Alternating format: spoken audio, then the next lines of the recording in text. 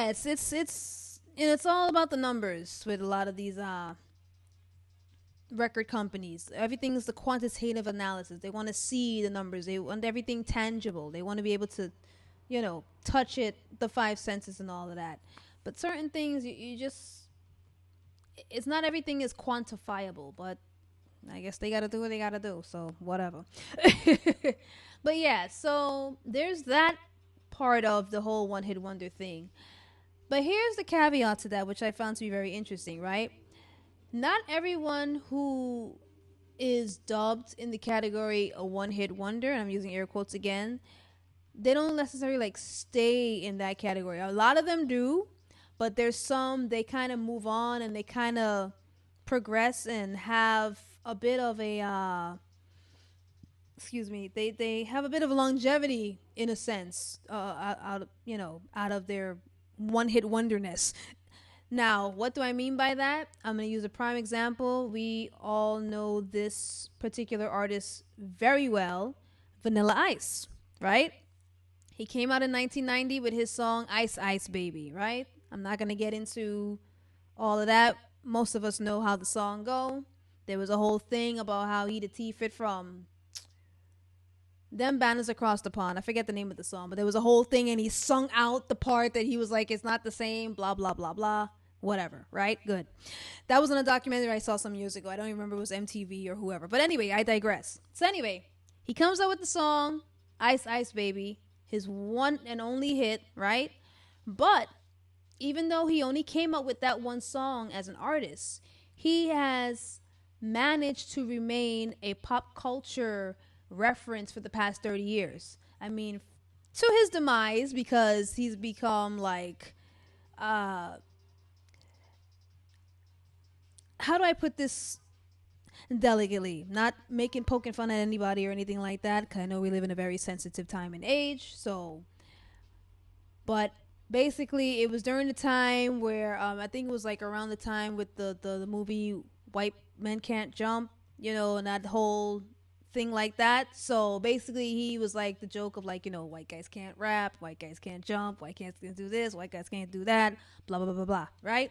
So that's pretty much how he kind of maintained his longevity in the music scene, right? And also he appeared in season 23 of Dancing with the Stars. So if you didn't know that fun fact, now you know. So there's, an example. She said he definitely fit in that category.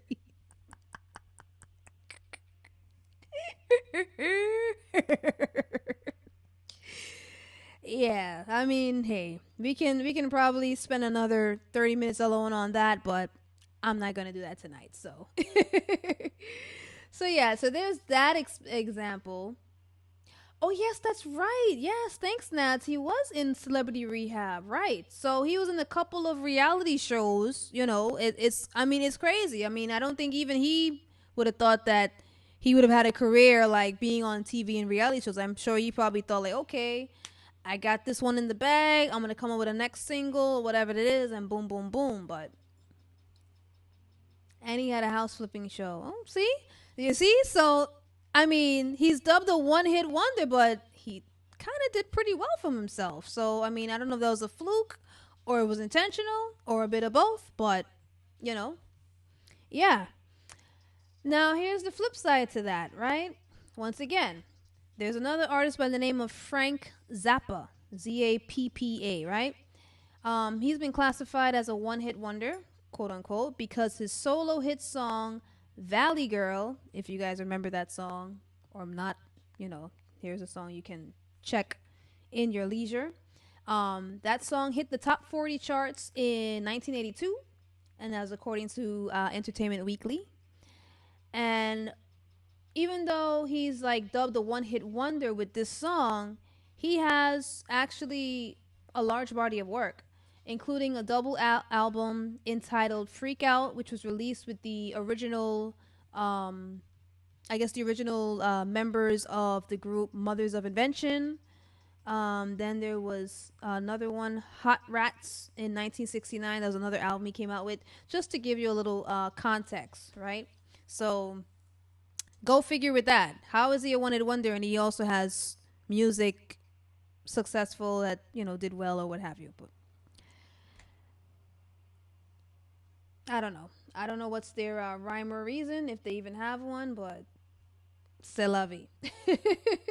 This is the information I found, and I thought it was quite interesting. I think this is fun to kind of bring this to you guys as well, as part of, like, a new topic to talk about on Behind the Mic, because, well, it's definitely a genre that we all love to forget.